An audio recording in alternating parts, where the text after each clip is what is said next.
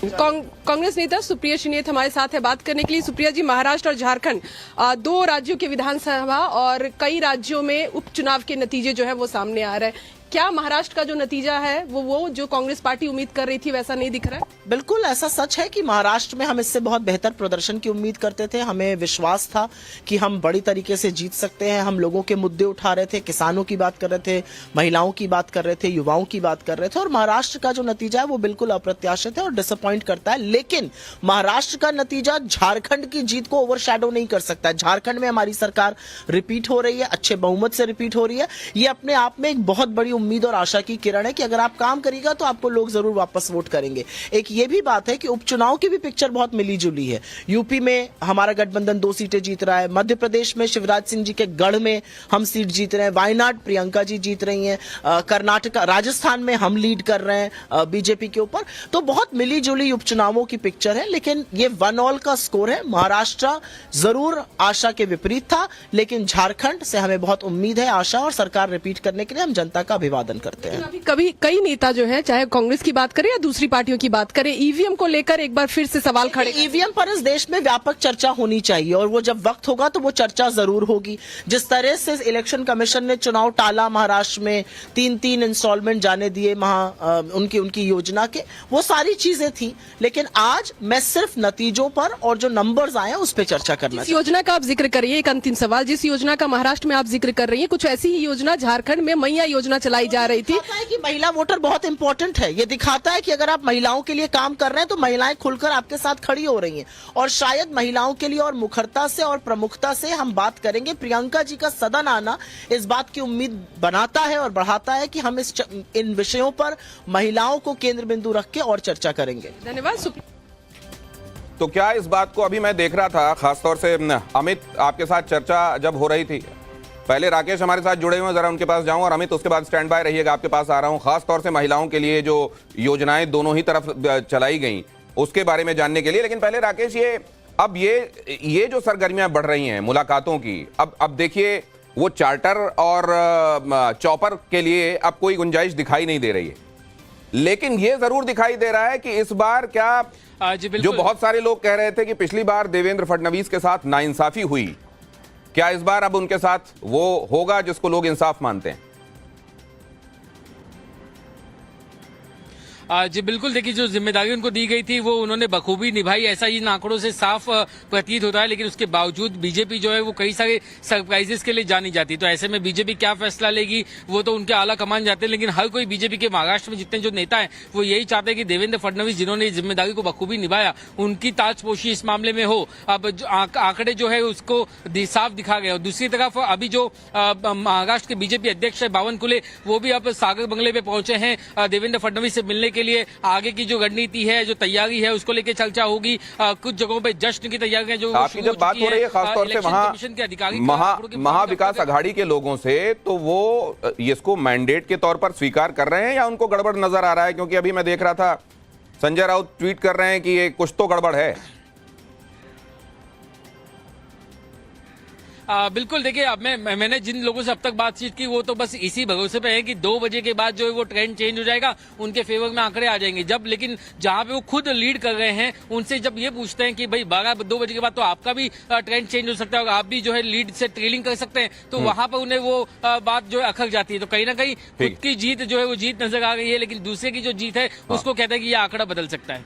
प्रदेश अध्यक्ष भारतीय जनता पार्टी के देख रहे हैं आप, वहां मुलाकात कर रहे हैं देवेंद्र फडणवीस के साथ। बहुत सारी चीजें ऐसी जो तेजी के साथ बदल रही हैं, बदलता परिदृश्य लगातार हम आपको बता रहे हैं। लेकिन यहां भारतीय जनता पार्टी, जनादेश, मोदी मैजिक, और उधर आप देखिए एंटी इनकम्बेंसी के होने के बावजूद कथित तौर पर एक बार फिर से झारखंड में सरकार की वापसी। ये बहुत सारी चीजें ऐसी हैं जिनको हम समझने की कोशिश कर रहे हैं। अमित, इसमें ये चर्चा लगातार हो रही है और मैं सुन रहा हूं कि महिलाओं के संदर्भ में जो काम किए गए, खासतौर से उधर महाराष्ट्र में भी यही पे कर रहा है वहां की रूलिंग पार्टी को, और यहां की रूलिंग पार्टी को भी वही पे कर रहा है जो उन्होंने मैया योजना नाम से महिलाओं के लिए लागू किया। क्या ये अकेला वो फैक्टर है जिसको डिसाइसिव माना जाए, या वन ऑफ द फैक्टर्स है ये?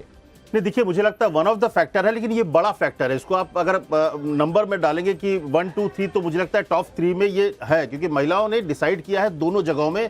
ये सुबह से भी बात हो रही है, लेकिन मुझे लगता है जैसे महाराष्ट्र की बात करिए, महाराष्ट्र में इस योजना के अलावा जो एक पूरी तरह से जो बदलाव हुआ, जो एक नाराजगी थी, एंटी इनकम्बेंसी थी, और इस बात को लेकर नाराजगी थी कि अजीत पवार को क्यों जोड़ा, बहुत सारी चीजें थी। अभी मैं खबर फ्लैश कर दूं, वो खबर जरा दर्शकों को दिखा दूं, उसके फौरन बाद फिर से आता हूं आप लोगों के पास। ये देखिए एक और महत्वपूर्ण डेवलपमेंट चुनाव से जुड़ा हुआ आपकी स्क्रीन पर टाइम्स नाउ नवभारत। शिंदे गुट के नेताओं का लगातार ये बयान आ रहा है कि एकनाथ शिंदे को ही सीएम बनना चाहिए। जाहिर है ये आपको देखने को मिलेगा। इतना प्रेशर तो पॉलिटिक्स में जायज है ही कि एकनाथ शिंदे के जो सहयोगी हैं, उनके अपने नेता हैं, वो ये कह रहे हैं कि शिंदे साहब को ही एक बार फिर से सीएम बनना चाहिए। लेकिन आपको याद होगा कि जब भारतीय जनता पार्टी संकल्प पत्र जारी कर रही थी तो अमित शाह ने बहुत स्पष्ट कहा था कि हम जो महायुति के तमाम धड़े हैं साथ में बैठेंगे और उसके बाद तय होगा सीएम कौन। जरा देखिए क्या कहा गया।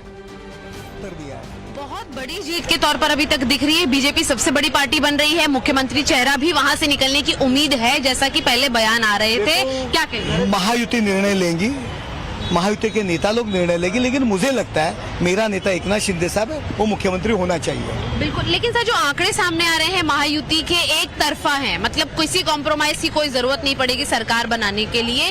विपक्ष कह रहा है कि हम इस पर भरोसा अभी भी नहीं करते। गिरे तो भी टंगड़ी ऊपर, टांग ऊपर, ऐसे लोग कहते हैं, वैसे उनकी हालत है। उनकी जो लेवल है, उनकी जो योग्यता है, वो महाराष्ट्र की जनता ने दिखाई है। एक अहम बात मैं पूछना चाहूंगी कि जहां पर अजीत पवार हैं, एकनाथ शिंदे हैं, देवेंद्र फडणवीस अपनी स्ट्राइक रेट से काफी ज्यादा आगे बढ़ रहे हैं, वहीं आदित्य ठाकरे का जो स्ट्राइक रेट है वो गिरता हुआ नजर आ रहा है और संजय राउत कह रहे हैं कि 2 बजे के बाद कहानी बदलेगी। वो देखो, वो गिरने वाले हैं। लोगों ने मुंह तोड़ जवाब दिया है कि हिंदू हृदय सम्राट शिवसेना प्रमुख माननीय बाला साहब ठाकरे जी के बाद उनकी शिवसेना कौन आगे ले जा सकता है, उसका उत्तर एकनाथ शिंदे लोगों ने दिया है। संजय राउत क्या कहता है, वो तो शरद पवार की भाषा बोलता है, सोनिया गांधी की भाषा बोलते हैं। वो क्या कहता है, हमसे उससे लेना देने ने, लोगों से लेना दे। लोगों ने मुंह तोड़ जवाब दिया है। एक आखिरी सवाल कि सरकार कितने दिनों में फॉर्म होगी? शपथ विधि का आरंभ हमें कब देखने मिलेगा? जल्द ही सरकार बैठेगी और शपथ विधि जल्दी होगा, आपको सबको इन्विटेशन मिलेगा। बहुत बहुत शुक्रिया से बात करने का। जॉर्ज के साथ शिवानी मिश्रा, टाइम्स ऑफ भारत के लिए, थाने से। और हमारे साथ अब जुड़ रहे हैं बृजमोहन, जो कि नेता हैं शिवसेना के अजीत गुट के। बहुत स्वागत है आपका। और पहले तो आपको बधाई, लेकिन ये जो कहा जा रहा था, आपके नेता बहुत महसूस कर रहे थे कि बटेंगे तो कटेंगे जैसी बातें महाराष्ट्र में नहीं होना चाहिए। अब तो आप शुक्रिया कर रहे होंगे योगी जी का।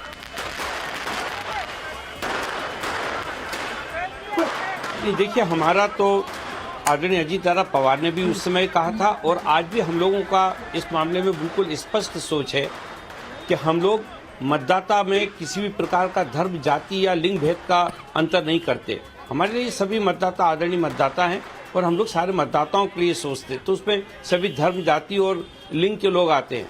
मैं सोचता हूँ इसी बात को हम लोगों ने कहा था और जनता ने भी उस बात को स्वीकार किया। ऐसा नहीं है, आप देखिए जिस प्रकार से वोट मिले हैं हमारे महायुति के प्रत्याशियों को, इसमें सभी धर्म और जाति के लोगों के वोट हैं।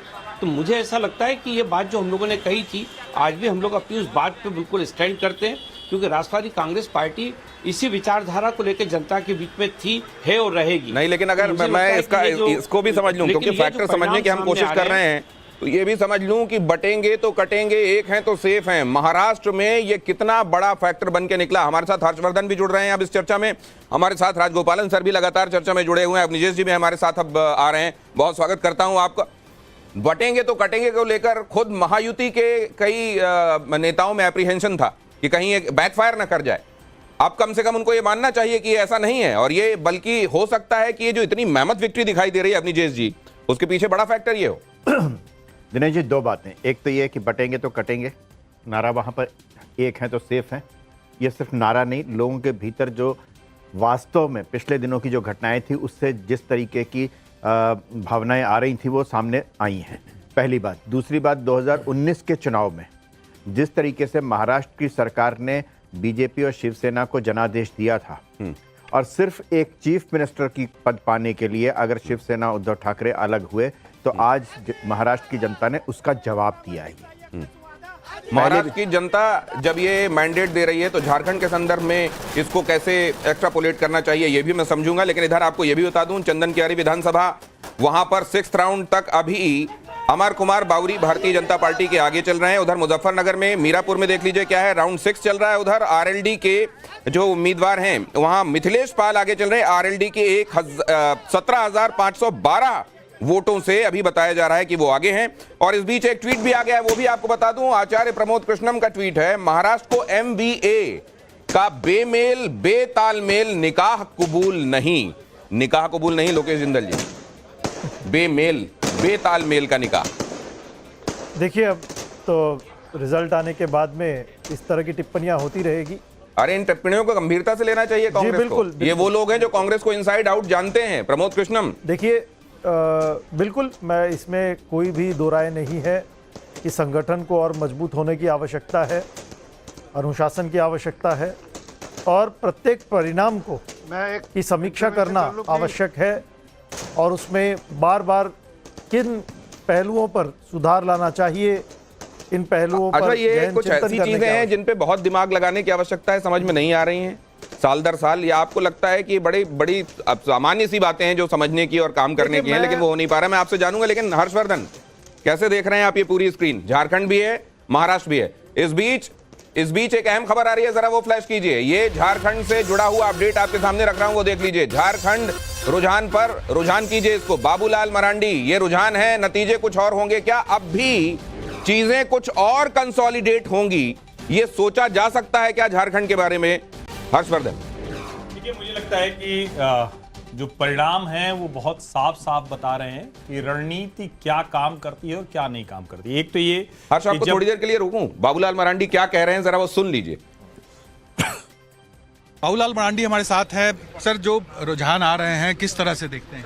देखिए, अभी तो तुरंत हुआ है, अभी 2-3 राउंड का चुनाव हुआ है, काउंटिंग हुआ है। आगे काउंटिंग पूरा होगी, अब दोपहर के बाद आते आते आप देखेंगे फिर पिक्चर साफ हो जाएगी। अभी भी उम्मीद है? बिल्कुल 100% उम्मीद है। कैसे